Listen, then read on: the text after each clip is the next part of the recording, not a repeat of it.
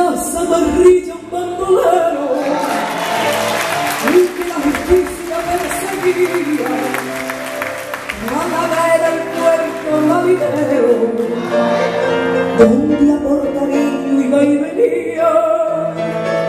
Dicen que una noche a su labor le pusieron sal con el persier y fue a su amparo y muerte. El mantonazo amargura y cuenta la historia que una rosa blanca cambió de color poniéndose roja y que esa amarilla llorando canta.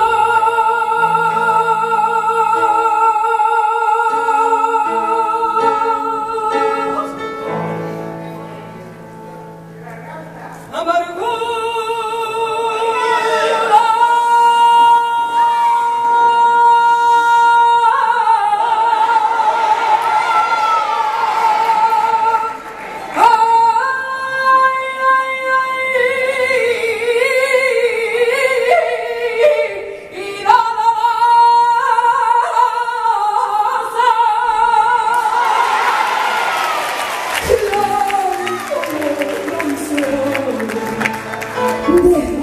Que ponga esta rosa junto al puñal que han clavado tu amargura.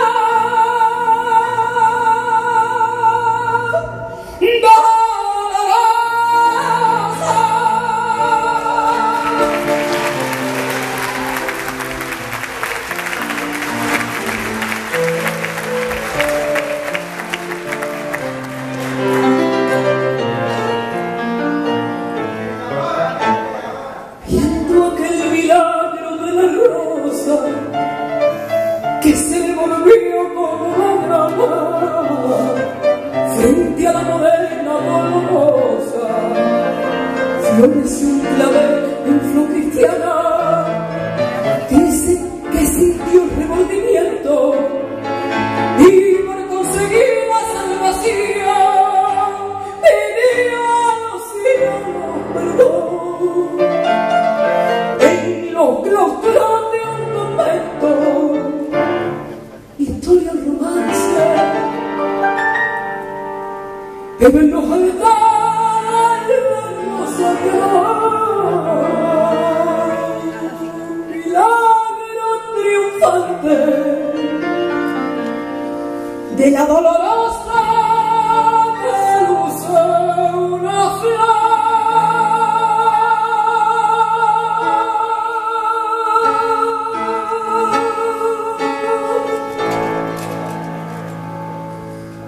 Amargura.